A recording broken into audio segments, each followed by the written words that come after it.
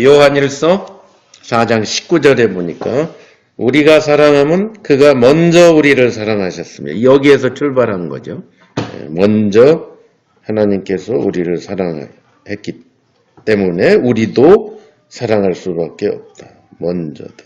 그러니까 사랑은 우리 복음 안에 그리스도의 사랑은 철저하게 먼저 주는 사랑입니다.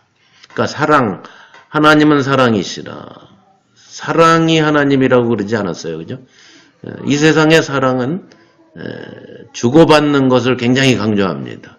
물론 우리 사랑도 당연히 주고받게 되죠. 그러나 우리는 먼저 주는 겁니다. 항상 주는 겁니다. 그러니까 성경적 사랑은 디맨드가 있어서는 안 됩니다. 사랑받는 쪽에서 요구가 있을 수가 없습니다. 그렇죠?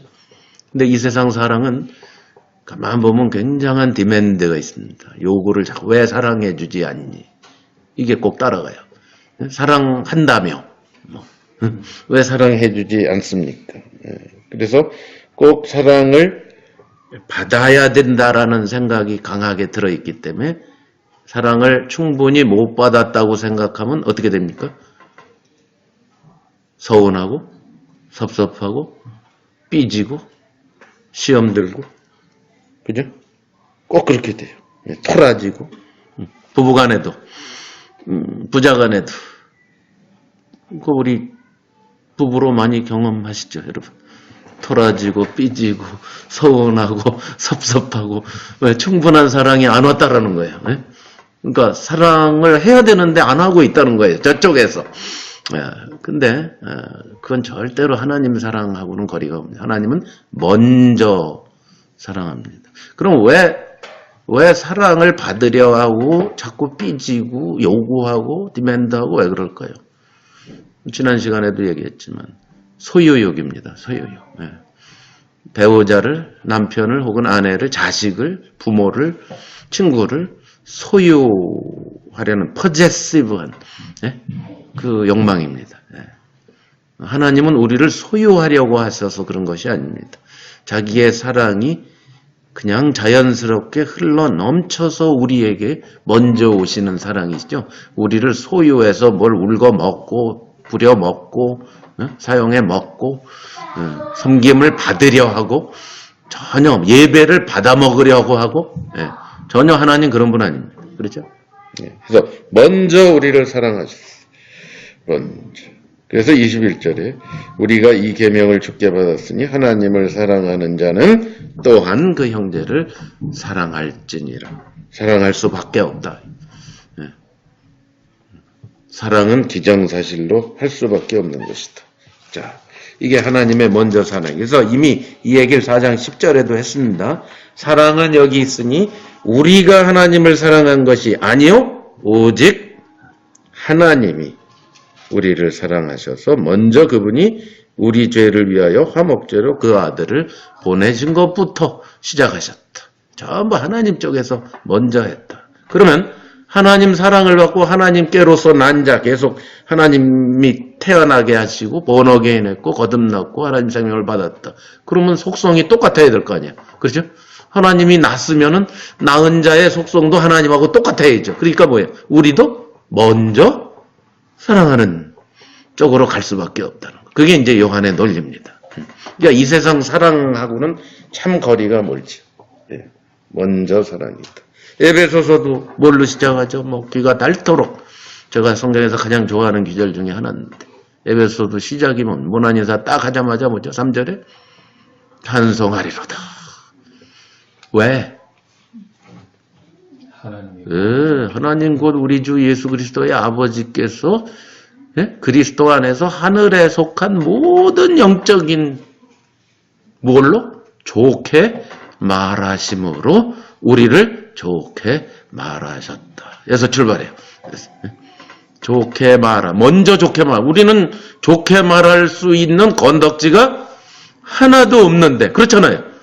근데 그리스도 안에서 보니까 그리스도와 똑같이 보인다. 좋게 말하신다. 원래 예수님만 좋게 말하셨던 아버지께서 우리까지 같이 패키지로 좋게 말하신다. 그게 복음의 시작이라고 그랬죠. 그래서 강조를 했다 그랬죠. 그게 이중 강조. 명사형으로 율로 기아 동사형으로 율로게오. 사실은 율로기아는 쓸 필요가 없는 단어입니다. 그리스 말에. 그냥 율로게오 하셨다 그러면 뭐냐면 좋게 말하셨다가 됩니다. 근데 사도 바울은 강조하느라고 명사를 집어넣었어요. 율로기아를. 좋게 말하심으로 좋게 말하셨다. 이런 좀 한국말로 좀 어색하게. 근데 그 어색함이 강조가 돼버린 거죠. 좋게 말하심으로 좋게 말. 그래서 우리도 하나님을 좋게 말할 수밖에 없다. 그거라 그랬죠. 그래서 찬송하리로다도 무슨 뜻이라 했죠? 좋게 말하리로다. 입니다. 율로 게토스. 형용사로 썼다 그랬죠. 그러니까 언어 유희를 통해서 복음의 핵심을 확 찌르고 시작한 게 에베소서라고 그랬죠. 그죠? 자, 그게 먼저예요. 그러니까 먼저 그분이 우리를 율로게오, 율로기아로 율로게했다. 그래서 우리도 율로게토스 한다. 전부 사랑은 출발이 먼저니까. 우리가 하나님의 자녀고 하나님의 자식이고 아들이고 딸이라면 우리 쪽에서 모든 사랑이 시작이 돼야 됩니다. 그러니까 흔히 교회를 나는 경험이 안 됩니다. 교회가 왜 이렇습니까? 유기적 교회가 사랑이 있어야 되지 않겠습니까? 교회는 이뤄야 돼. 그 질문조차가 잘못된 거라 그랬죠. 왜? 나부터 시작을 하면 되는 건데 자꾸 교회가 이렇게 돼야 된다라고 출발을 해요. 사람들이. 내가 교회를 세우라고 이 땅에 파견된 하나님의 낳은 자잖아요. 그러면 나부터 사랑이 시작되어서 저쪽으로 가면서 교회가 시작되는 건데 자꾸 사랑을 요구합니다. 교회다. 경험이 안 된대요. 자꾸. 어저께 제 차하고 차 타고 내려오는 막바지에 저 사람이 그 이슈를 꺼내서 한 1시간을 우리가 그 얘기를 계속하고 왔죠. 막바지. 집에 도착한 이 직전까지 그 얘기를 들었어요. 사람들이 자꾸 교회가 경험 안 된다고 하고 사랑을 못 느끼겠다고 하고 감격이 없다고 하고 이런 질문을 너무 많이 해요. 너무 많은 이유. 최근 들어서도 그런 얘기들을 많이 들었어요. 감격이 없. 난 왜 예수를 믿고 복음을 알고 창세전의 목적 다 아는데 왜 나는 감격이 없고 흥분이 안 됩니까? 이런 질문. 그리고 교회가 이거 교회라며 경험이 안 됩니다. 이런 질문이 최근 들어 부쩍 우리한테 많이 들어왔어요. 그래서 저 사람도 왜 이렇게 질문들을 하냐고. 도대체 뭐냐. 왜 이 질문들이 나올까. 이런 거에 대해서 이제 둘이 저 사람이 한참 자더니 또 깨더니 그 질문으로 포문을 열더니 막판에 한 1시간을 우리가 얘기를 했는데 자, 거기에 대한 나의 답은 그거예요. 어저께 우리가 왜 여기 와서도 좀 얘기했잖아요. 네. 그 질문 자체가 잘못되어 있다. 왜? 교회를 경험하려고 달겨들면 안 돼요. 뭐가 돼야 돼요? 네, 복음을 알면은 내가 자연스럽게 나로부터 사랑이 나아가고 그러면 경험은 따라오는 겁니다. 교회의 경험은 따라오게 돼 있어요. 근데 교회에 너희들이 보여달라는 거예요. 쇼미. 교회요, 나한테 보여주라. 교회를 보여달라. 아니, 자기가 교회의 지체인데, 누구한테. 그래서 재선 형제님이 나한테 가정을 보여달라. 이러는 거하고 똑같아요. 그 말이 하나도 안 되는 요구를 하고 있는 거예요. 가족임을 보여달라. 내가 가장이고, 내가, 가정을 세우는 장본인인데, 나한테 보여달라니. 내가 먼저 그것을 세워나가고, 이루어나가고, 그러는 가운데 경험은 자연스럽게 따라오는 거거든요. 이거 누구의 책임입니까? 내 책임이에요. 내 책임이에요. 전부 그게 잘못됐기 때문에 왜 감격이 없는 줄 아세요? 진리를 알았으면 진리가 옳으면 진리를 그냥 살면 돼요. 그럼 그게 감격이에요. 그렇잖아요. 오늘 저녁에 스테이크를 만들어줬어요. 재선생님. 그러면 그게 뭐예요? 그게 진리예요. 스테이크가 사실이 내 눈앞에 와 있잖아요. 그죠? 그러면 이게 맛있어요? 맛없어요? 맛있음을 보여주십시오. 내가 그러고 앉았으면 그거 얼마나 웃겨. 이거 맛있어요? 맛없어요? 맛있다는 증명을 해주시오. 빨리. 그게 아니죠. 뭐예요? 스테이크가 놓였으면 뭐예요? 내가 잘라서 먹고 맛있네. 이게 돼야 돼. 복음도 똑같아요. 복음도 똑같아요. 복음을 진리로 받아들였다면 당연히 뭐예요? 자기가 그것을 맛보고 살고 그런 경험이 되는 거예요. 그러니까 방송을 보시는 여러분들도 한국에 계신 여러분들 그런 질문과 그런 요구를 교회에다가 해대지 마십시오. 형제 자매들에게 그 얘기 하지 마십시오. 난 뭐 경험이 안 된다는 둥, 감격이 없다는 둥. 그 얘기는 간단히 제가 대답을 해드릴게요. 나는 복음을 모릅니다. 그거예요. 복음을 안다면 그 질문이 나올 수가 없어요. 왜? 그게 전부인데. 응? 거기다 인생을 걸면은 그냥 경험은 되는 건데. 예. 뭐가 안 돼서 그러냐? 복음대로 살 생각이 없다라는 뜻이. 예. 그러니까 아주 오늘 정확하게 이것을 정리해야 됩니다. 예. 먼저 하나님이 우리를 사랑하셨으니까 우리도 먼저 그 길을 가다 보면은 틀림없이 감격이 되고 경험이 되게 돼 있습니다. 그게 저의 경험이고 저만의 경험이 아니고 실제로 그것을 살아가는 모든 사람의 경험이니까. 자, 5장으로 가겠습니다. 자, 5장으로 갑니다. 예수께서 그리스도이심을 믿는 자마다 하나님께로서 다시 또 설명합니다. 하나님께서 낳았다는, 하나님께서 우리를 낳으셨다라는 사실을, 즉 뭐다? DNA가 같다. 생명이 같다. 예? 속성이 같다. 그런 뜻입니다. 하나님의 자식은 하나님과 똑같은 속성으로 살아갈 수밖에 없다. 실은하죠, 오늘. 자, 또한 내신이, 낳으시니, 나를 낳으시니, 우리를 낳으시니, 누굽니까? 하나님 아버지죠. 하나님 아버지를 사랑하는 자마다 그에게서, 하나님에게서 난 자, 하나님이 낳은 자를 사랑한다. 무슨 얘기야? 같은 아버지를 둔 형제들을 사랑할 수밖에 없다. 지체들. 그죠? 우리가 그렇잖아요. 동기간이라고 그러잖아요, 이걸. 예? 같은 아버지 엄마한테서 우리가 태어났으면 어때요? 뭐 싸우기도 하고 때로는 예?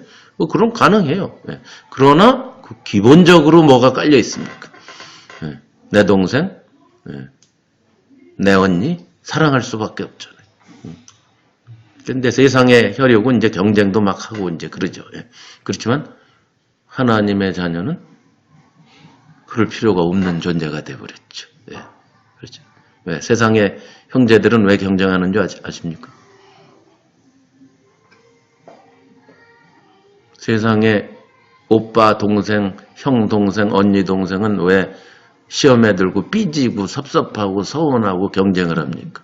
그 실제로 그래요. 우리도 10남매 안에서 나도 많이 경험하고 살았어요. 서로 삐지고 싸우고 막 심심하고 하루가 멀다고. 왜 그럴까? 이거 굉장히 중요한 걸 내가 얘기해요. 그런데 하나님의 동기가는 전혀 그럴 필요가 없고 사랑만 할 수밖에 없어요.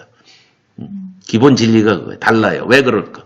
이 세상의 혈육, 같은 아버지를 둔 혈육은 왜 사랑을 똑같이 받는데도 서로 경쟁을 하며 하나님의 가족으로 정말 내신이 하나님이 낳은 자들 속에서는 절대로 서운하거나 섭섭하거나 경쟁하거나 이기거나 예? 이럴 이유가 없고 필요도 없고 그럴 수가 없을까? 왜 그럴까요? 부모님 사랑은 유한한 시간과 유한한 사랑을 그러니까 한계가 있잖아요. 그걸 쉐어해야 되니까 되게 경쟁적으로 될 수밖에 없잖아요. 그런 면도 많아요. 네. 그러니까 어릴 때는 특히 모르니까 더욱더 그거에 대해서 경쟁적이에요. 네. 애들이 어릴 때는. 크면은 부모 마음을 하니까 좀 나은데. 네. 그 이유도 있어요. 그렇지만 진짜 왜 그럴 수밖에 없을까? 하나님 안에서의 하나님 사랑, 하나님 안에서의 복음하고 혈육의 하고의 궁극적으로 다른 점이 뭘까? 하나님의 사랑은 이미 온전한 사랑을 다 줬고 시작이고 사랑이 완성이 안 됐어요. 저기 우리 인간들은 우리의 소원과 꿈과 이런 게 앞으로도 이루어야 될 욕망이 많고 꿈이 많아요. 완성이 안 된 상태로 계속 살고 있어요. 그죠? 오빠가 뭐 변호사가 되는데 나는 대학도 못 갔다. 이런 게 있어. 이 세상에서는. 그렇죠? 왜? 이 세상의 인간들은 완성된 존재들이 아닙니다. 이루어야 돼요. 계속 꿈을 이루고 욕망을 이루고 도달을 해야 돼요. 우리는 하나님께서 이미 다 이루셨습니다. 네, 우리는 도달을 한 사람으로 하나님이 예수님과 똑같이 인정을 해주실 뿐 아니라 실제로 그렇게 사실. 되었어요. 네, 누가 볼 때? 하나님이 볼 때. 그럼 된 거죠. 그런데 이 세상 사람들은 부모가 볼 때, 친구가 볼 때, 이웃이 볼 때, 본인이 볼 때 아직 그런 존재가 돼 있질 않고 아직 한참 멀었고 될지 안 될지도 모르고 그렇죠? 꿈을 이룰지도 모르는 상태에서 살아야 되니까 경쟁이 있고 서로 삐지고 누가 더 먹나 누가 덜 먹나 누가 아버지 재산 더 갖고 가나 덜 갖고 가나 이게 있단 말이에요. 근데 우리는 그게 전혀 필요가 없이 이미 도달한 사람이에요. 그러니까 히브리서 기자가 아주 멋있게 표현해요. 우리가 도달한 곳은 이렇게 과거형으로 쓰고 있어요. 우리가 이미 도달한 곳. 미쳤다. 그런 말이 있죠. 미쳤다라는 말이 사실 굉장히 헷가닥 돌았다는 뜻이 있지만 어디에 이미 도달했다는 뜻이 있죠. 그런 의미에서 우린 미친 사람들입니다. 자, 그러니까 여기 이 말이 그대로 성립이 될 수밖에 없어요. 내신 이를 사랑하는 자마다 그에게서 난 자를 사랑할 수밖에 없어요. 왜? 이미 나는 더 이상 가질 것이 없고 사랑 더 받을 게 있어요? 없어요? 없어요. 우리가 사랑을 요구할 게 있습니까? 없습니까? 없습니다. 우리는 그리스도 안에서 하늘에 속한 모든 것 특히 뭐예요? 좋게 말하심으로 좋게 말하신 존재예요. 네. 아멘? 이게 복음이에요. 그러니까 우리는 뭐 세상에서 좀 져도 괜찮고 뺨 맞아 왜 예수님이 오른뺨을 때면 왼뺨도 돌려댈려 우리는 이미 도달한 사람이라 괜찮아요. 뺨 좀 맞아도 상관없어.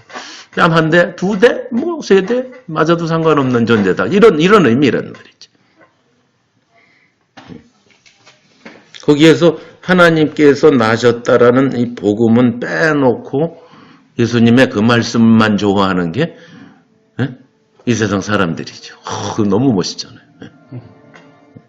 그건 누구만 할 수 있느냐면 요렇게 된 사람. 이미 도달한 사람. 자, 2절. 우리가 하나님을 사랑하고 그의 계명을 지킬 때에 이로써 우리가 하나님 자녀 사랑하는 줄을 당연히 그러니까 먼저 뭐가 돼야 돼? 하나님 사랑, 그분의 계명, 서로 사랑하라. 그게 진리로 다가온 사람만 하나님 자녀가 사랑이 되지. 그 진리가 없으면서 하는 건 노력에 불과하고 끝납니다. 네? 이게 먼저예요. 항상 먼저는 하나님하고의 사랑이 해결돼야 돼요. 그러니까 나도 하나님이 날 사랑하니까 나도 하나님 당연히 사랑할 수밖에 없고 그의 계명. 그러니까 그분이 주신 진리. 우리가 이 땅에 살아야 되는 이유. 하나님 목적을 이루고 서로 사랑하고 먼저 사랑하고 이게 너무나 당연하고 그게 나고 이게 성립이 되니까 그 다음에 사랑이 가능한 겁니다. 순서가 이래요. 그래서 이렇게 쓴 거예요. 2절이. 그래서 3절이 말이 되죠. 하나님을 사랑하는 것은 이것이니 우리가 그의 계명을 지키는. 하나님 사랑한다? 그것을 어떻게 증명해요? 서로 사랑하라. 계명이 뭐예요? 그게 서로 사랑하라잖아요. 내가 너희를 사랑한 것 같이 새 계명을 너희에게 주노니 그거 아니에요. 그래서 사랑하라가 계명이니까 하나님 사랑이 곧 그쪽으로 계명 지키는 곳으로 갑니다. 그래서 그의 계명들이 무거운 것이 아니라 이렇게 얘기한 거예요. 그게 무겁게 느껴지면 교회 안에서 형제 사랑이 무겁게 느껴지면 아직 뭐가 해결 안 된 거예요? 그러니까 하나님과의 사랑의 문제가 해결이 안 됐다는 뜻이죠. 1만 달란트의 빚을 탕감받은 사실과 경험이 안 되는 거죠. 그러니까 100데나리온 빚진 사람을 놓고 두드려 패고 감옥에 가두는 거예요. 우리가 교회 안에서 형제 자매들한테 하시하게 하고 심하게 굴고 하는 이유가 바로 거기에 있는 거예요. 이쪽이 해결이 안 되니까 저쪽이 안 되는 거예요. 그의 계명은 무거운 것이 아니다. 자, 이 표현을 잘 보세요. 무거운. 왜 요한이 왜 이 얘기를 했을까? 여러분 연애할 때 보면 응? 애인의 부탁이 무거워요? 네? 애인을 사랑하지 않으면 사랑하지 않으면 무겁지. 그럼 애인도 아니지 벌써. 그죠? 효자한테는 부모님 말씀이 무겁지 않습니다. 효자는 부모가 몰두오라 그러면 부모님 섬길 수 있는 기회가 왔다. 이게 효자죠. 불효자의 특징은 저는 손이 없나 발이 없나. 불효자는 이렇게 나가는 거. 자, 무겁지 않아요. 왜 내가 제일 좋아하는 유행가 중에 하나가 환생이라는 노래를 했죠. 기억하세요? 윤종신의. 윤종신의 환생. 나 가사를 너무 좋아하거든. 다시 태어날 것 같아요. 내가 그것도 알잖아. 다시 태어난 것 같아요. 내 모든 게 달라졌어. 그대 만난 후로 난 새 사람이 됐어요. 우리 어머니가 제일 놀래요. 그 다음 가사가 뭐 있어요? 우선 아침 일찍 일어나 그대가 권해주던 음악 틀죠. 뭔지 잘 몰라도 난 그 음악이 좋아요. 음악을 좋아하진 않는데 여자가 좋아하니까 나도 좋다는 거죠. 이게 무거운 게 아니라 이 말이죠. 제목도 외기 힘든 그 노래. 할 때도 안 된 샤워를 하며 그 멜로디를 따라해요. 늘 힘들었던 나의 아침이 이렇게 즐거울 수가 있나. 일어나기도 힘들어 죽겠는데 연인을 만난 후로 벌떡 일어나고 오 놀라워라 그대 향한 내 마음 오 새로워라 처음 보는 내 모습 매일 이렇다면 모진 이 세상도 참 살아갈 만할 거예요. 2절 전철 안에 예쁜 여자들 이제는 쳐다보지 않아요. 왜냐하면 몇 정거장 지나면 그댈 만나게 돼요. 차창에 비친 내 얼굴은 웃고 있다. 웃네요. 관심도 없던 꽃가게에서 갈 길이 멈춰져요. 주머니 털어 한 다발 샀죠. 그 다음이 이게 앞권이에요. 오늘은 아무 날도 아닌데. 복음적인데. 여기서 주님으로만 바꾸면 돼. 그대를. 자 보세요. 이거 봐. 이 세상에서도 무겁지 않아요. 사랑에 빠지면 하나도 무거운 게 아니야. 꽃다발 사고 주머니 털고 샤워를 일찍 일어나서 하고 알지도 못하는 노래를 막 흥얼거리고 따라 부르고 무거워요? 아니잖아요. 그 얘기하는 거예요. 그게 확 와닿아요. 그대가 좋아하는 음악. 내가 좋아하는 그렇게 된다고요. 예수님이 좋아하는 것을 우리가 좋아하게 되고 예수님이 좋은 게 우리가 좋고 예수님이 슬픈 게 우리가 슬프고 이게 돼야 되거든. 자, 내가 고등학교 다닐 때 나온 유명한 노래가 있어요. 이장이라는 사람이 나 그대에게 모두 드리리. 그 노래 아세요? 나 그대에게 뭐 드릴 말인네. 그리고 2절은 모두 드리리. 그 내용에 보면 별을 따다가 그대 품에 안긴다는 얘기가 있어요. 말도 안 되지만 과장법이죠 물론. 별을 따다 달라 해도 나는 따다 줄 수 있는. 그댈 위해서라면 나는 못할 게 없네.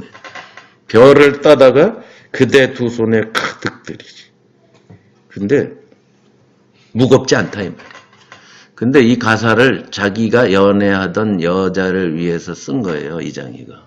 그리고 결혼에 골인을 하고 근데 이혼을 해버렸어. 그러니까 이 세상 사랑이라는 거에 한계가 거기란 말이에요. 왜? 제가 전에도 이건 infatuation이라고 그러죠, 영어로. infatuation. 그냥 사랑에 그냥 빠진 감정이에요, 감정. 자, 우리의 사랑은 어디에서 와요? 진리에서 옵니다. 옳기 때문에, 하나님이 옳기 때문에 내가 그 하나님 안에 들어와 있고 그리스도가 나의 전부가 되었고 복음이 나에게 임해서 예수님과 똑같이 여김을 받는 존재가 되었다라는 진리가 사실이 나를 사로잡는 거지, 감정이 사로잡으면 며칠 못 가. 약발 그거 오래 못 가요. 우리는 영원한 약발이 돼야 돼요. 그러려면 그의 계명들이 무거운 것이 아니로다는 이 세상 사람들의 사랑의 개념 갖고는 이게 안 돼요. 잠시는 됩니다. 잠시 뭐 별도 따다 주겠다 뭐 어쩌고. 이 세상 사랑이 그런 거잖아요. 그러니까 잠시는 굉장히 비슷해요. 우리의 복음하고 잠시는 비슷해요. 저도 저기 맞은편에 있는 여인을 제가 1977년 1월 달쯤이니까 41년 전이네. 벌써 그렇게 됐네. 먼저 내가 학교를 대학을 다니고 저 사람이 나중에 대학을 들어왔어요. 근데 저 사람 오빠하고 둘이 입학을 했다는 거예요. 신입생이 한국 사람이 거의 없는 유학생만 200명인 대학에, 오하이오 주립대학에 언더 학부에는 거의 없었어요. 왜냐면 오하이오에는 한국 가정이 많이 안 사니까 학부생은 많이 안 들어오는 거예요. 근데 한 100명도 안 되는 학부생 중에 둘이 늘어난 거예요. 저 사람하고 오빠가 온 거예요. 그러니까 반가워서 이제 만나서 같이 볼링을 치고 밥을 먹고 이제 이렇게 된 거예요. 근데 저 사람이 전혀 여자로 보이는 게 아니에요. 그냥 어디서 쬐꼬만 여자가 하나 신입생으로 나타났다. 끝! 진짜 전혀 뭐 아무런 뭐 알아볼까 이런 생각도 없고. 그렇게 한 5개월인가 지났는데 어느 날 갑자기 1977년 1월쯤이에요. 지금 요때쯤인데 갑자기 여자로 보이기 시작하는 거예요. 갑자기 이건 뭐 신기한 경험이에요. 갑자기 그러더니 그때부터 이제 어떻게 하면 저 사람 마음에 내가 들까 연구에 들어가고. 근데 내가 올해 여러 번 성경 공부에 나오죠.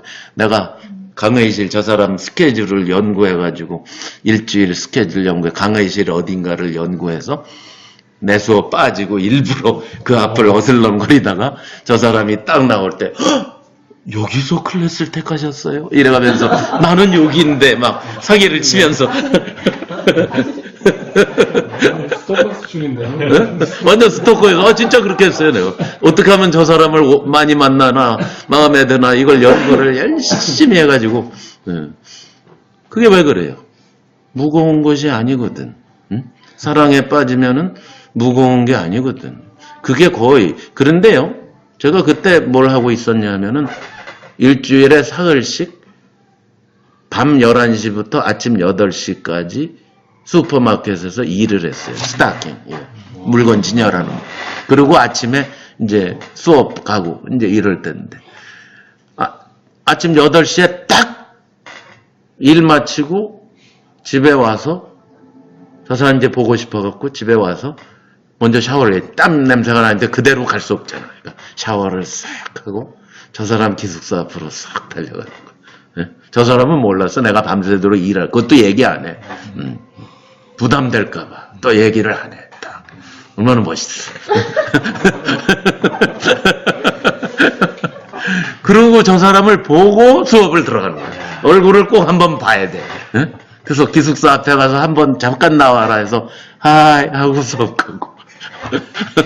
그렇게 말씀하셔도 사실 진위 여부를 모르잖아요. 진짜요. 저 사람한테 물어봐요. 저 사람은 내가 일하고 온지는 모르고 매일 아침 나타나는 것만 알았지. 무섭지 않으셨어요?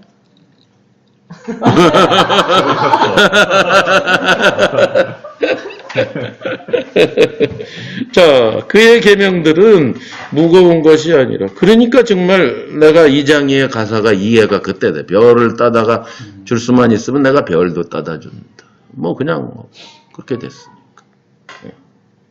근데 그 인간의 사랑은 오래는 못 가더라고. 연애하는 도중에도 이제 삐져가지고 토라지고 싸우고 뭐 이러다가 결혼을 해서는 또 본전 생각만 막 나고. 그게 인간이에요. 왜? 복음이 아니니까. 그렇죠? 복음이 아니잖아요. 인간 수준에선 최고의 사랑이지만 복음이 아니니까 일관성이 없고 그렇게 사랑하던 사람들도 뭐 사랑하기 때문에 헤어진다는 뭐 이따위 소리 나고 말이 안 되는 소리 하죠. 자, 그러나 지금 요한이 얘기하는 그의 계명들은 무거운 것이 아니라 이것은 사람과 환경과 여건하고는 하등에 관계없는 겁니다. 정말 무겁지 않잖아요. 그렇죠? 그렇죠? 복음을 안 이상 주님과의 그 사랑이 깊어질수록 우리는 무겁지 않죠. 형제 사랑이 자연스럽게 먼저 나오죠. 그죠?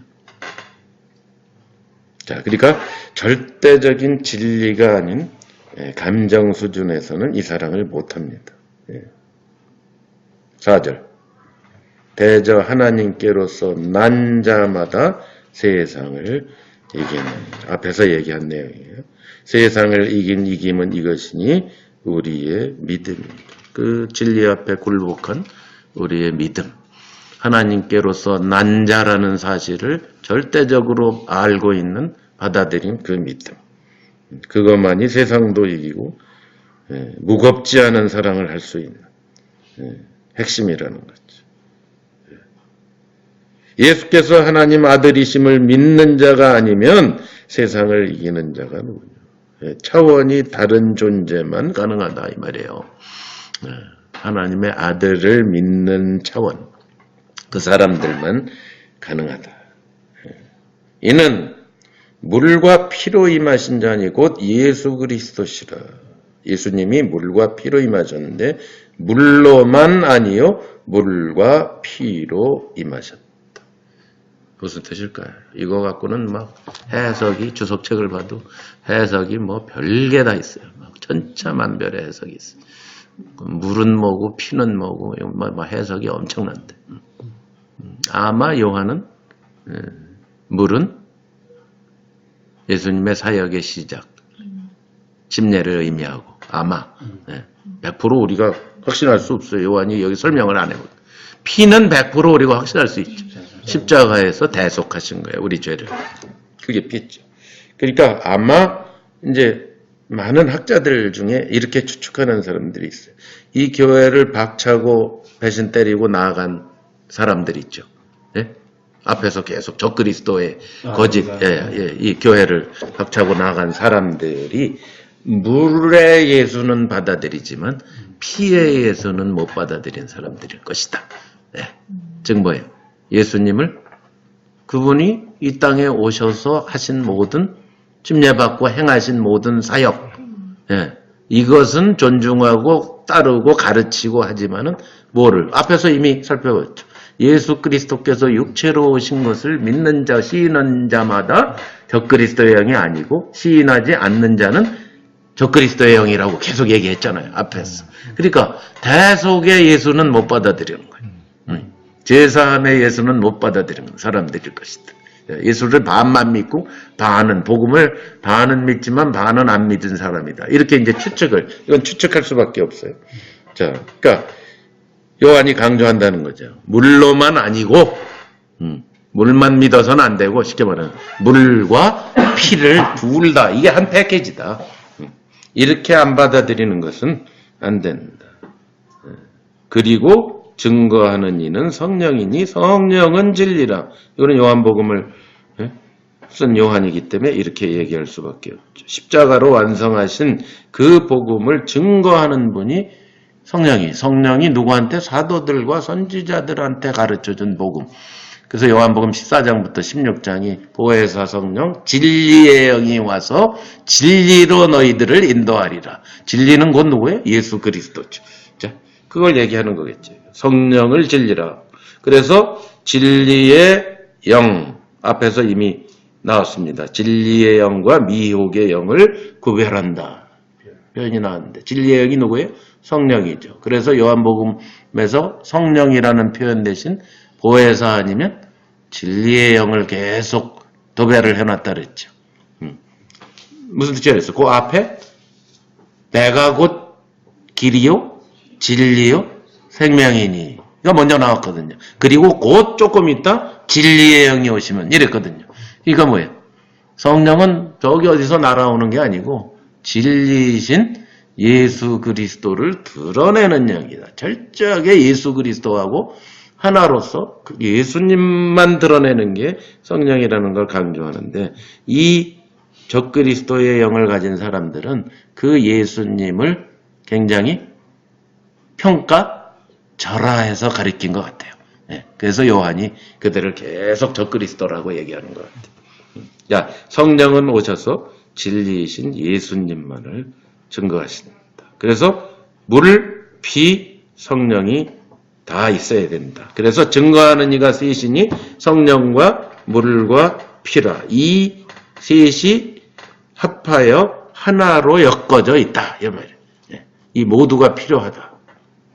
자, 그런데 이제 여기 요한일서 5장 7절, 8절에 나와 있는 이 구절은 이게 역사상 아주 논란을 일으키는 구절이 되어버렸어요. 그래서 이게 신학적 용어로 요한의 콤마가 우리가 말하는 부호 콤마가 아니라 요한의 콤마 해가지고 요거의 이름이에요. 이 콤마라는 게 요거를 가리키는 거예요. 요한의 콤마. 요 구절을 가리킬 때 요한의 콤마 그러는데, 이게 뭐냐면은 이걸 상식으로 알아두세요. 왜냐면 아직도 이걸 주장하는 친구들이 있어요.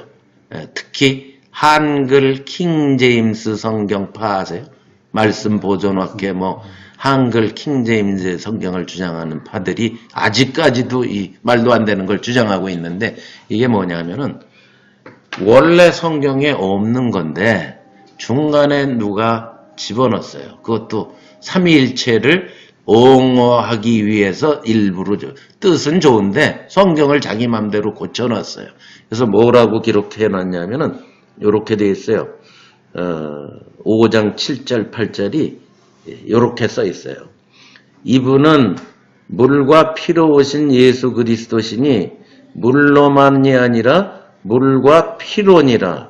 증거하시는 이는 성령이시니 성령은 진리이시기 때문이라. 요래 놓고 그 다음에 요를 집어넣었어요. 이는 하늘에서 증거하시는 이가 세 분이시니 아버지와 말씀과 성령이시요.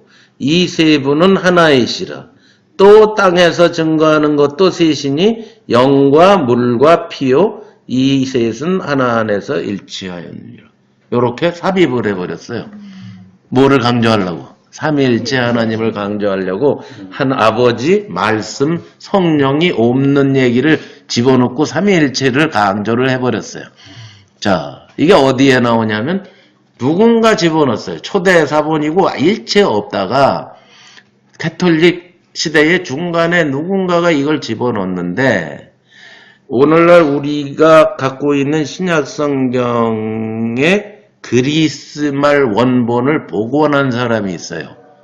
루터와 켈빈 요 시대 때 똑같이, 그 사람은 종교 개혁은 안 했지만 캐톨릭을 떠나진 않았지만 성경의 그리스말 원본을 복원한 공헌자예요. 혹시 아세요? 에라스무스라는 사람이에요. 예. 이 사람이 그리스말 성경을 복원할 때 원래 있던 사본을 그대로 복원을 한 거예요. 예?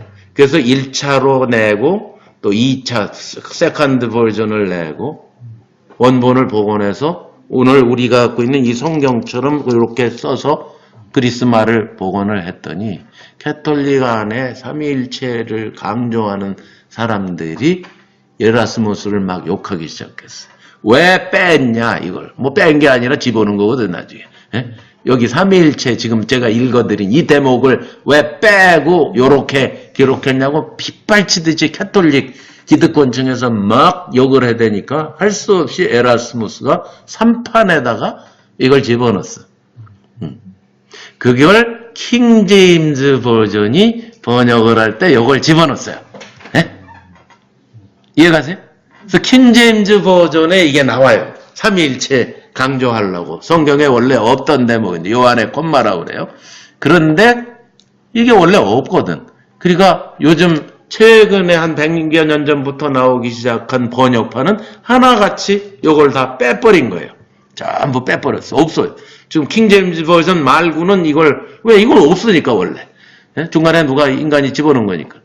그랬는데 최근 들어 한글 킹제임 미국에서도 성서 침례교를 중심으로 해가지고 다시 킹제임즈 성경만 성경이다. 다른 번역은 다 마귀가 했다. 이렇게 믿는 사람들이 미국에도 많아요. 아마 이쪽은 좀 덜한데 저쪽 텍사스 쪽, 아칸사스 쪽 가면 바이블 벨트 저쪽에 가면은 킹제임즈 파가 굉장히 대세를 이루고 있어요. 킹제임즈 성경을 사용 안 하는 사람은 저다 마귀 취급해요. 이 사상이 한국에 들어가서 한글 킹제임스 성경을 번역을 했어요. 네? 그래서 여러분 가끔 아마 앞으로 신앙생활하다 보면 그런 사람 틀림없이 만납니다. 킹제임즈 성경만이 진짜다. 이런 이상한 사람들을 만나게 될 텐데 그 사람들의 성경에는 우리가 갖고 있는 성경에 없이 중간에 막 끼워 놓은 것들이 많아요. 그 중에 하나가 이거예요. 지금도 철저하게 이걸 디펜드 하느라고 굉장히 강조를 합니다. 그 사람들. 삼위일체 어딨냐? 삼위일체는 삼위일체라는 성경의 삼위일체는 이거야 썼다고 삼위일체가 되는 게 아니에요. 그죠? 전체적으로 흐르고 있는데 충분하게 나와요. 삼위일체가. 그죠? 그런데 그걸 일부러 성경에서 확인을 시키려고 삽입을 한 거예요. 셋이다. 셋은 하나이다. 이런 말을 집어넣은 거예요. 그걸 이제 요한의 콤마. 그렇게 이제 신학적 용어로 말하니까 참고로 알아두세요. 그래서 우리가 갖고 있는 지금 이 번역이 이게 옳은 겁니다. 잘못된 성경에는 그게 들어가 있다는 사실. 아버지, 말씀, 성령 세 분이 하나 이런 표현이 들어가 있다는 거. 그건 아니에요. 아무리 우리가 삼위일체가 중요해도 이런 데서 찾으면 안 돼요. 여기서는 심플리 물과 피와 성령을 강조하려고 쓴 것뿐이에요. 자, 오케이. 참고로 알아두시고 9절로 갑니다. 만일 우리가 사람들의 증거를 받을진데 하나님의 증거는 더욱 크도다. 하나님이 하신 증거는 딱 하나다.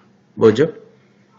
그 아들에 관하여 증거하셨다. 사람의 증거도 귀히 여기는데 하나님이 보내신 그분의 아들, 그분에 대해서 증거하신 그 증거가 가장 크다. 그래서 10절에 하나님의 아들을 믿는 자는 자기 안에 증거가 있고 하나님을 믿지 아니하는 자는 하나님을 거짓말. 왜? 아들만이 하나님이 증거하신 건데 그걸 믿지 아니하니까 하나님을 거짓말하는 자로 만드시니 이는 하나님께서 다시 한번 강조합니다.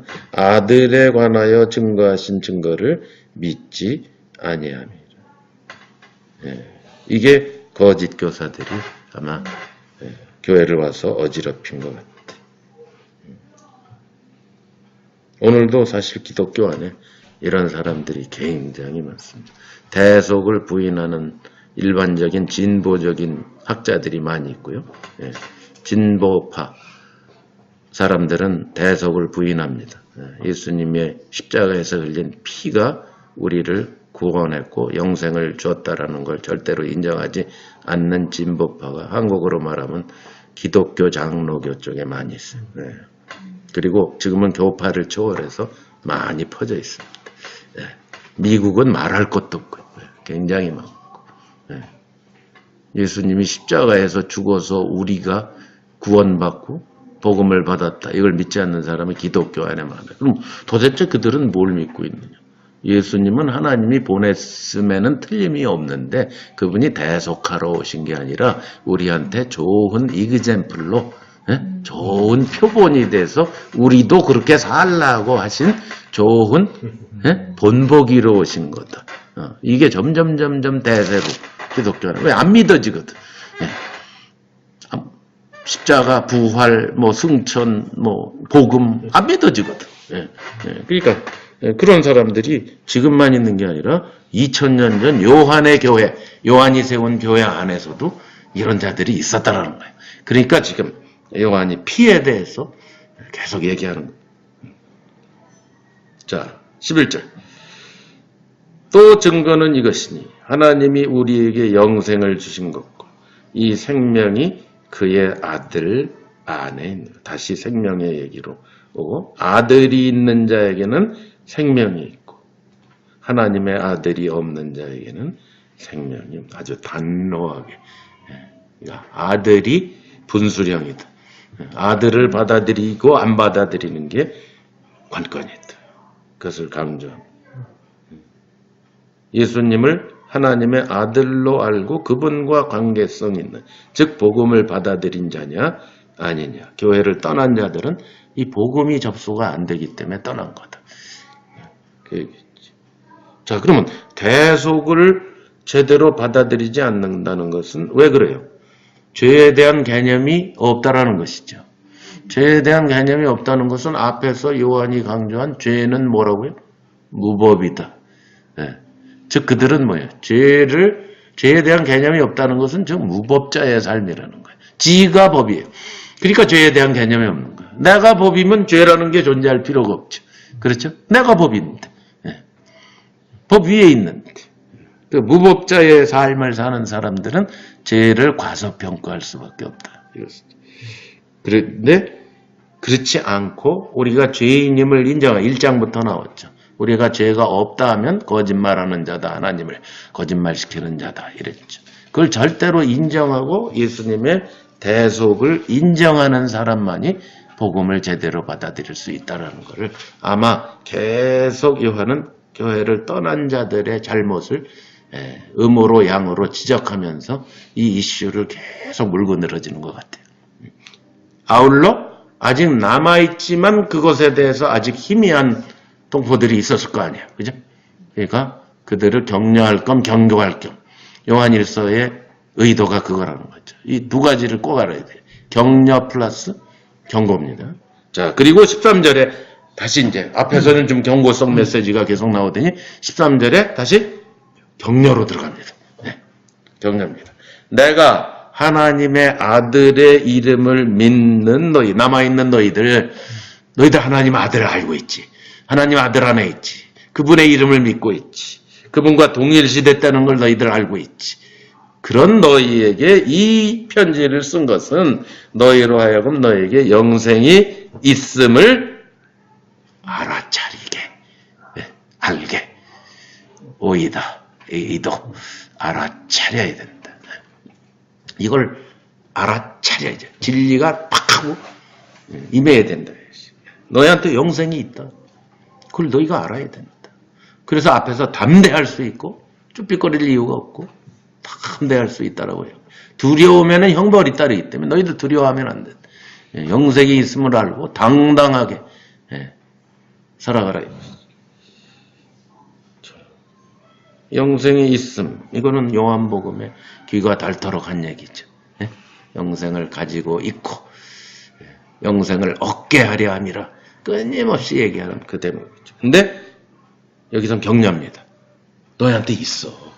너희가 교회를 그들과 함께 부안해동 되지 않고 교회를 남아있고 지키고 있고 교회로 살아가고 있는 걸 볼 때 너희들은 영생이 있음이 틀림없어. 그걸 너희가 알아차리고 담대해져야 되고 강해져야 된다.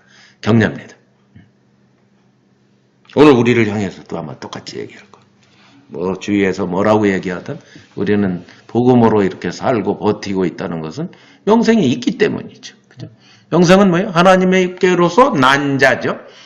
영생은 하나님의 생명이니까 하나님의 생명을 받아들였으니까 그게 영생이니까 우리한테 영생이 있어. 뭐 구원의 확신 이런 시시한 말로 우리가 얘기할 게 아니에요. 영생이 지금 우리 안에 약동하고 있는 거예요. 하나님 생명이. 그러니까 우리가 이렇게 사는 거예요. 그러니까 당연히 14절이 따라오죠. 그를 향하여 우린 바 앞에서 담대함에 대해서 얘기했죠. 또 담대함 얘기. 우리의 가진 바 담대한 것이 이것이니 그의 뜻대로 무엇을 구하면 들으심이라. 그냥 구하면 듣는 게 아니라 그의 뜻, 목적, 의도, 마음 그분의 마음에 합하게 구해야 듣는다. 그러니까 우리가 하나님 목적을 살아가면은 하나님은 당연히 우리의 기도를 늘 듣고 계시다 이 뜻입니다. 우리가 무엇인지 구하는 바를 들으시는 줄 안즉 우리가 그에게 구한 것을 얻은 줄 당연히 얻지요. 왜? 그분이 하고 싶은 것을 구하면 그것이 우리 삶에 벌어지지요. 맞죠? 그 얘기입니다, 이게. 뭐든지 구하면 하나님이 기도 응답해 주신다. 그런 의미가 아니라 그의 뜻대로 구하니까 그의 뜻이 이루어지죠. 그러면 그게 요한복음에서는 뭐라고 그랬죠? 요한이? 내 이름으로 무엇이든지 구하면. 무슨 뜻이라 했죠? 예수님이 구하는 것을 구하면. 그게 내 이름이죠. 예수님이 그거 아니거든. 그 뒤에다 붙이는 거 아니거든.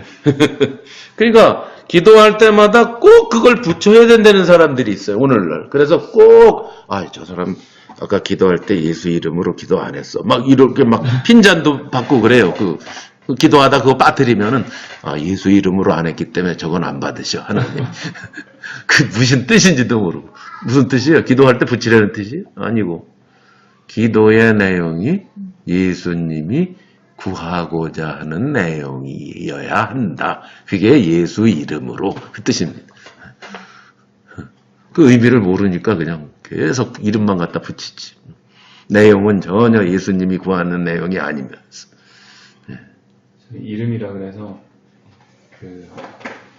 아버지의 이름 뭐 이런 영어도 있죠. 예, 그런 이름 그 영화도 있죠. 라든지 이름이 굉장히 중요한 거잖아요. 그래서 좀 신중하게 해야 되겠다. 함부로 해서는 안 되겠다. 이런. 그렇죠. 그러니까 우리가 이 세상에서 내 이름으로 누가 나의 허락도 받지 않고 내 이름으로 하는 걸 뭐라 그래요? 도용이라고 그러죠. 그러니까 기도의 내용이 예수님이 구하는 게 아닌 걸 구해놓고 예수님 이름으로 기도합니다는 도용입니다. 아주 엄밀하게 말하면 도용.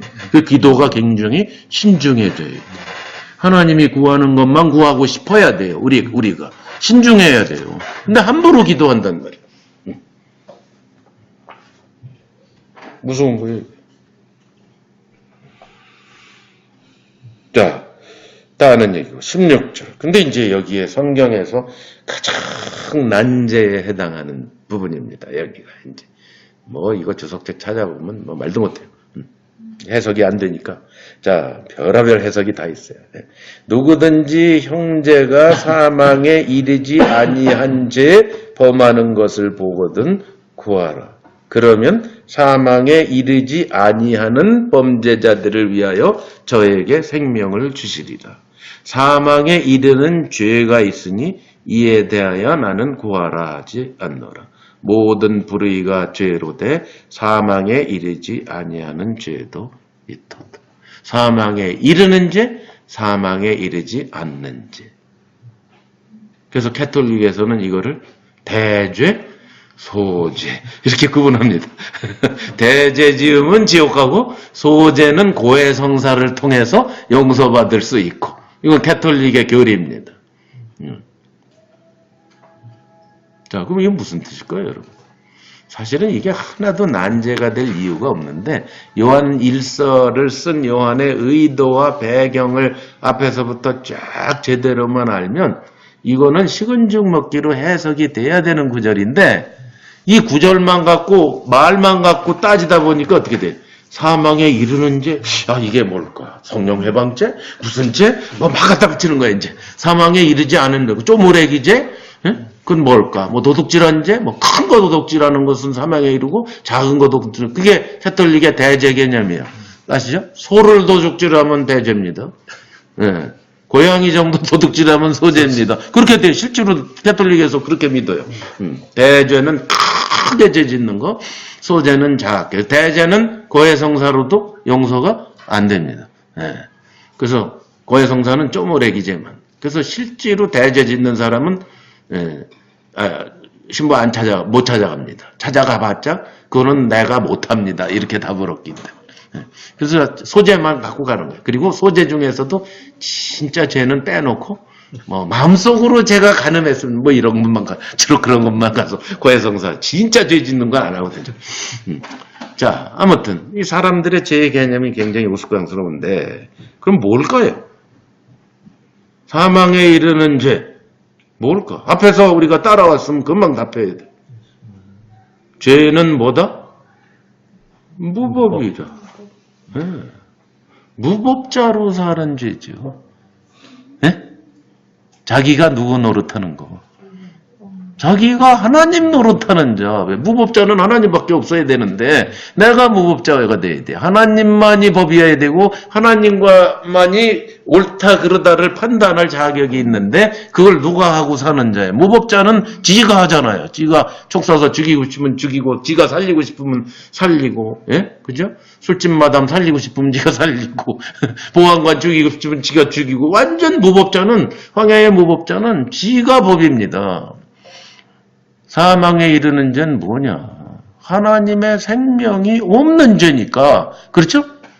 맞죠? 하나님의 생명이 안 들어가 있는 사람의 죄란 말이죠. 그러니까 무법자란 말이죠. 예. 죄를 지은 걸 말하는 게 아니에요. 예. 죄의 근원인 무법자의 삶을 말하는 거예요. 그렇게 하면 틀림없어요. 예. 그러니까 사망에 이르지 아니하는 죄는 뭐냐? 형제가 이런 죄도 짓고 저런 죄도 있고 모든 죄를 짓고 나 죄인이야. 그러면 1장 9절에 의해서 어떻게 되는 거예요? 1장 9절. 뭐죠? 이미 그걸 선언했어요. 죄를 우리가 안 짓고 사는 거 절대 아닌 거를 말하고 있어요, 이미. 예. 만일 우리가 죄 졌을 때 생명이 있는 자에게는 하나님이 이런 장치를 마련해 두셨다. 예. 죄를 안 질 수는 없다. 질 수 있다. 일부러 죄 질 필요는 없지만 우리는 죄를 지을 수밖에 없는 존재이기 때문에 죄를 짓는다. 이거. 그렇지만 하나님이 이미 우리에게 생명을 주셔서 예? 그의 계명이 무거운 것이 아니기 때문에 죄를 짓지 않으려고 노력하는 사람이고 안 지려고 애를 쓰는 사람이 되었기 때문에 그렇게 살다 보니까 때로는 죄를 짓습니다. 그럴 경우는 어디로 가라? 1장 9절로 가서 자백하면 그가 미쁘시고 의로우사 우리를 모든 불의에서 깨끗하게 해주신다는 보장이 되어 있다. 그런데도 안 되는 죄가 있다는 거예요. 예? 사망에. 그럼 사망의 반대말이 뭐예요? 생명이니까. 그러니까 생명이 없는 자의 죄죠. 그렇죠? 그 누구예요?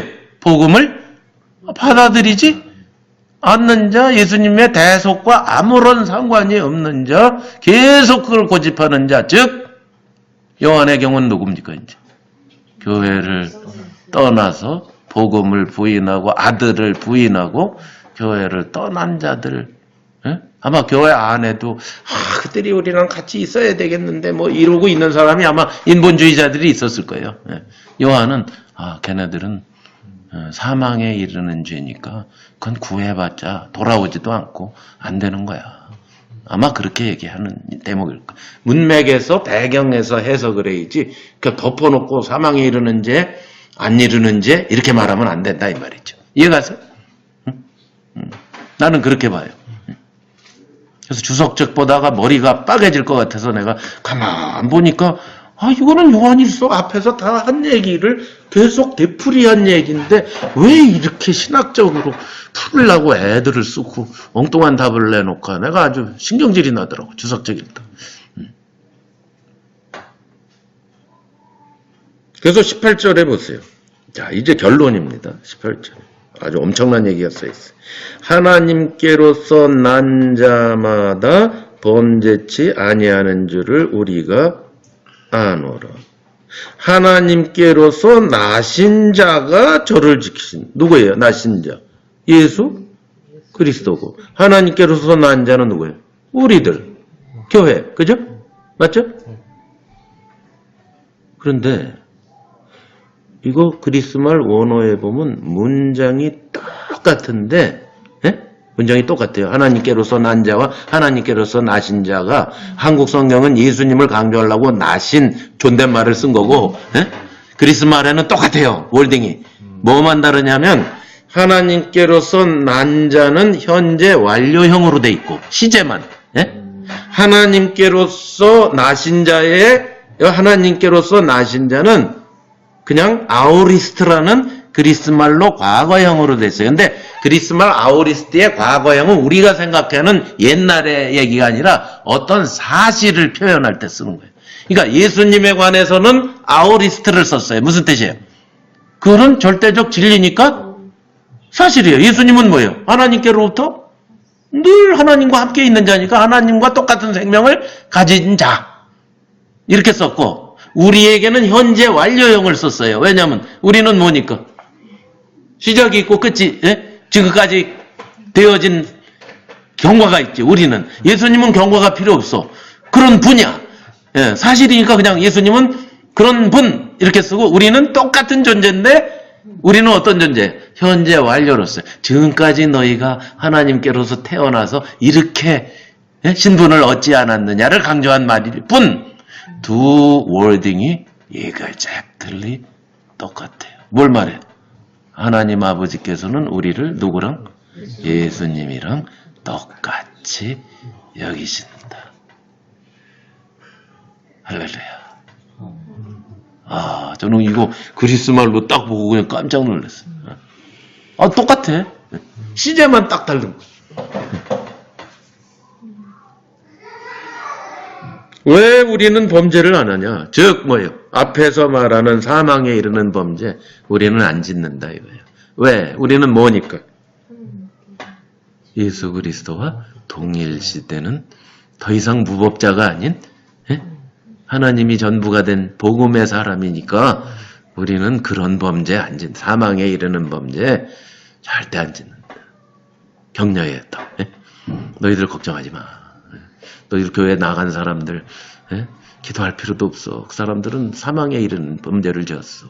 근데 너희 중에 혹시 사망에 이르는 범죄 지을까 봐 혹시 전전긍긍하는 사람이 있어? 그럴 필요 없어. 왜? 너희들 누가 있냐 너희들이? 하나님께로서 나신 자가 있잖냐. 이 사실이 너희에게 사실이 되어 있지 않느냐. 그럼 너희들 그런 범죄 짓지 않아. 구원의 확신보다 더 지독한 걸 얘기하고 있는 거예요. 네, 그분이 저를 지키심에 악한 자가 저를 타치하지도 못한다. 마귀는 교회를 타치 못해요. 으르렁은 거려요. 내가 얘기했죠. 네. 전에 성경 공부할 때 얘기했는데 제가 어렸을 때 딱 낮잠을 잤는데 자고 딱 일어났는데 아버지 어머니 아무도 없어.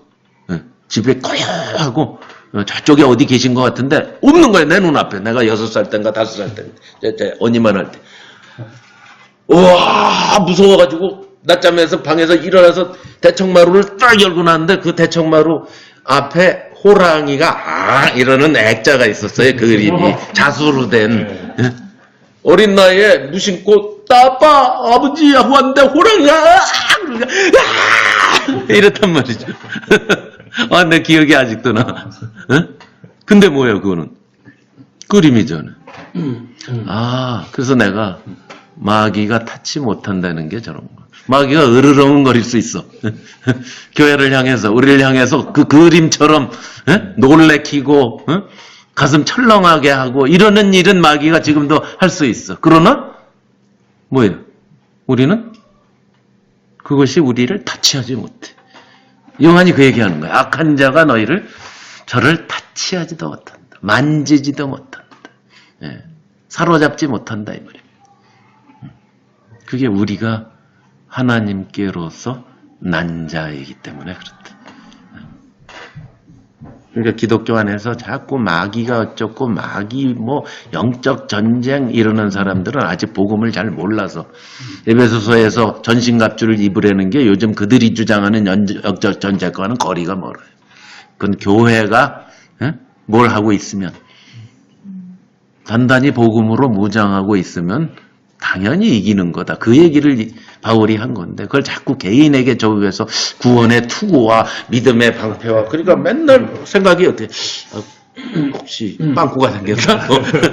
방패가 지금 너덜너덜한가? 이거 점검해라고 맨날 가르쳐. 그거 아니에요. 그거 아니에요. 그거는 뭐와 비슷한 건 세계 소위 최강이라는 미국 군대 사단에 소속된 병사잖아요. 내가 예를 들면. 근데 내 혼자 나가 있으면은 세계 최강 군대 소속이라도 힘이 없어요.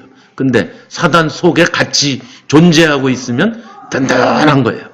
그런 표현이에요. 전신갑주라는 게. 그렇잖아요. 개인 병사들은 힘이 별로 없죠. 근데 사단 안에 딱 속해서 첨단 무기로 쫙 무장을 하고 앉아있으면 든든한 거죠. 그 얘기를 하는 건데 에베소서 6장.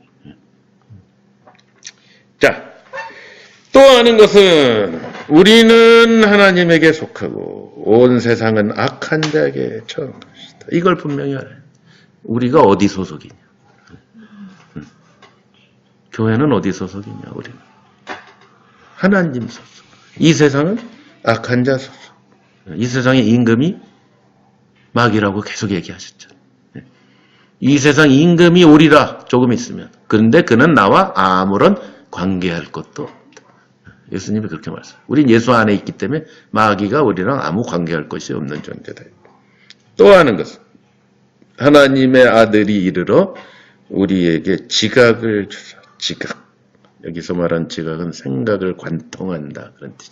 아주 예리하게 쫙 관통하는 진리를 우리에게 쫙 쏟아부어 줬다는 뜻입니다. 지각을 탁 줬어. 그러니까 아까 알아차려라. 계속 성경에 오이다 에이도 하면서 알아야 된다라는 표현이 있죠. 그게 생각의 관통이에요. 팍 하고 아하 이렇게 알아듣는 거. 아 복음이 이거구나. 아 우리가 예수님과 동일시되는 존재구나. 하나님이 우리를 예수님과 똑같이 보시는구나. 십자가에서 다 이루어졌잖아. 우린 부활하고 승천한 존재고 예? 교회는 이렇게 됐잖아. 팍 하고 알아차리는 거 있죠. 그게 지각이에요. 그게 지각이에요. 예. 자, 지각을 주셨어요. 그래서 우리로 참된 자, 여기 참된 진리라는 뜻이죠. 참된 자를 진짜를 예. 요한복음 17장 3절에 영생은 뭐라 그랬죠? 유일하신 참 하나님과 거기도 나오죠? 유일하신 참 하나님과 까짜가 자꾸 설치니까 참 하나님과 그의 보내신 자 예수 그리스도를 아는 것이다. 요한복음 17장 3절에 아버지와 단둘의 대화 속에 기도 속에 예수님이 하신 말씀이에요. 영생은 참 하나님을 아는 것 그의 보내신 예수 그리스도를 여기서도 우리로 참된 자 누굽니까? 하나님 아버지입니다. 하나님 아버지를 알게 경험하게 하신 것과 또한 우리가 참된 자 똑같이 썼어요. 자 앞에 참된 자는 하나님 아버지 두 번째 참된 자는 참된 자 이꼬르 곧 그의 아들 예수 그리스도 그러니까 아버지도 참된 자 아들도 참된 자 그죠? 그의 아들 예수 그리스도 안에 있는 것이니 그는 누가 이제 예수님은 참 하나님이시오. 그는 여기서 예수 그리스도예요. 자, 앞에 참된 자는 하나님 아버지입니다. 그 다음에 참된 자는 곧 그의 아들 예수 그리스도예요. 예수 그리스도입니다.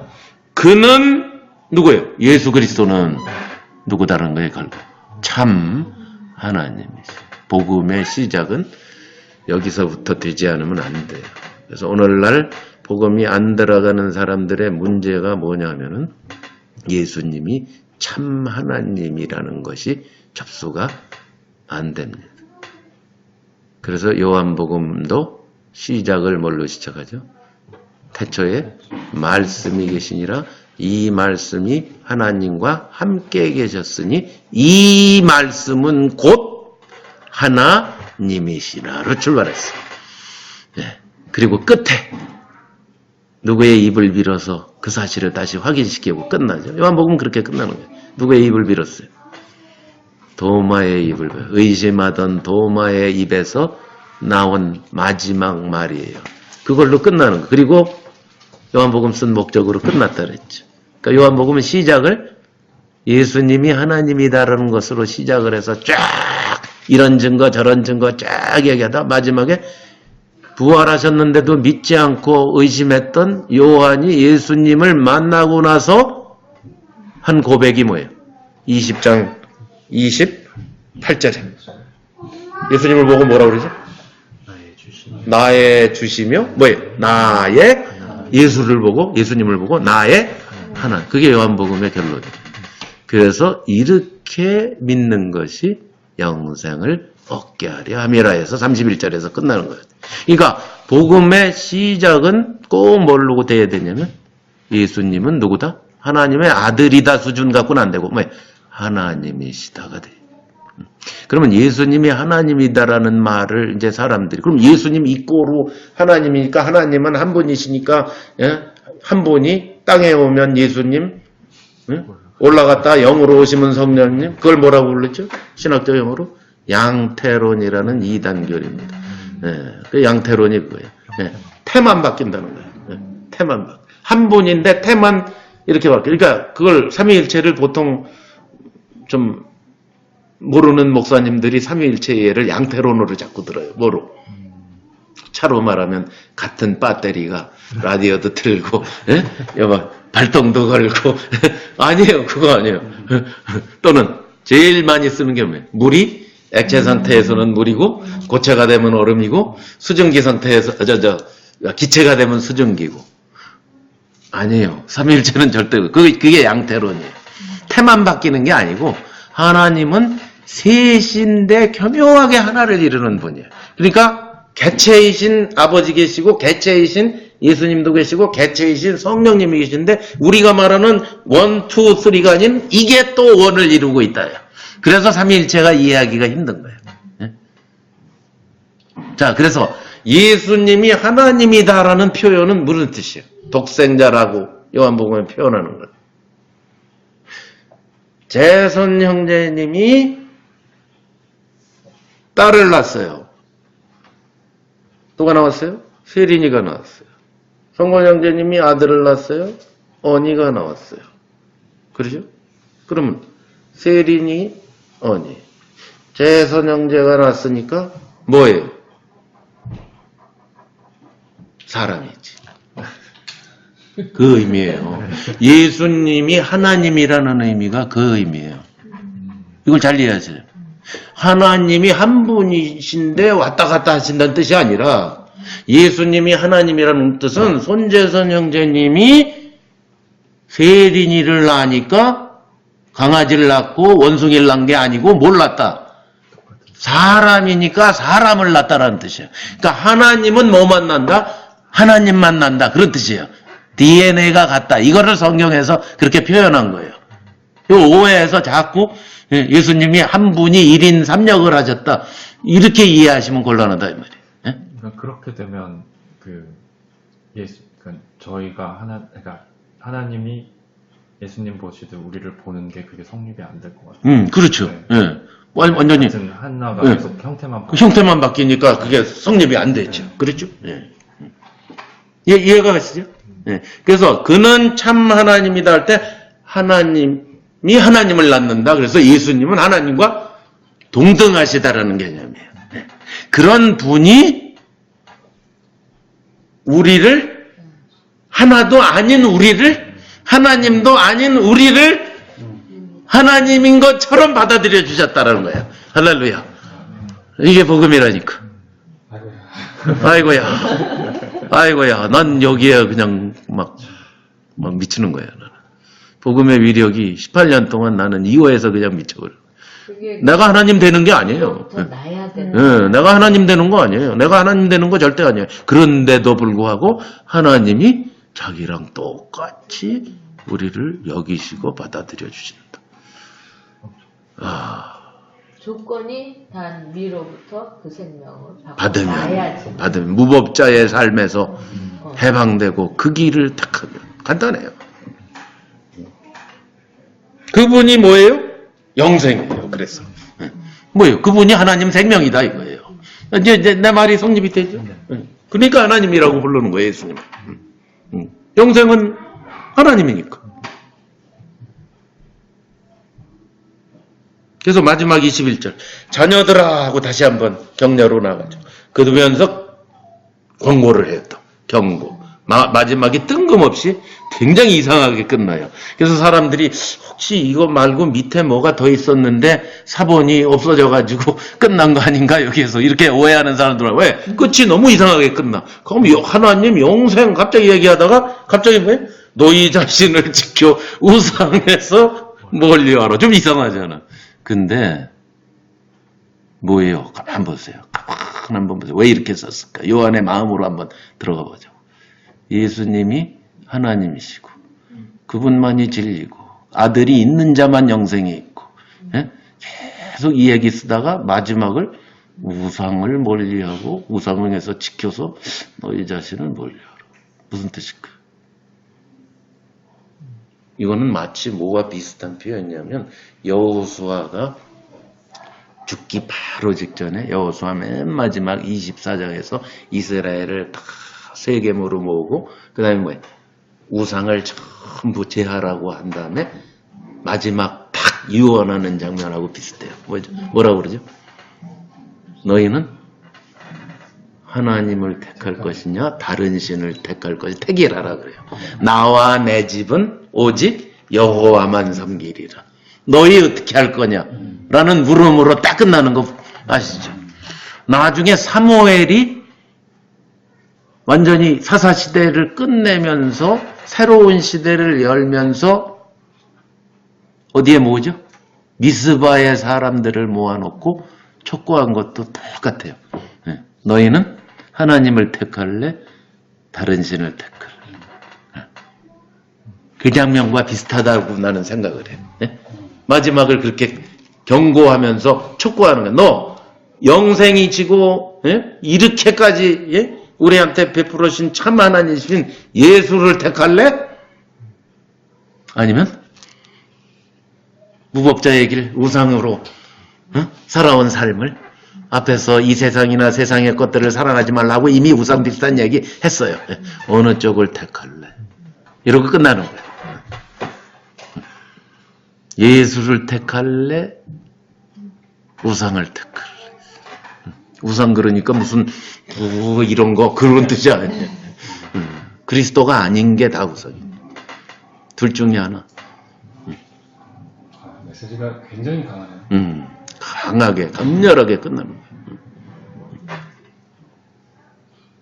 참 짧은데 5장이 완전한데 다 압축되어 있는 아주 앞서 요한일서 굉장히 좋아해요. 그래서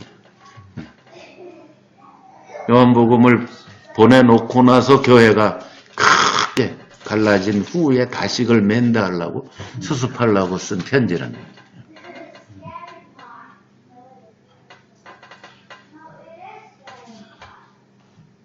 자, 여기까지.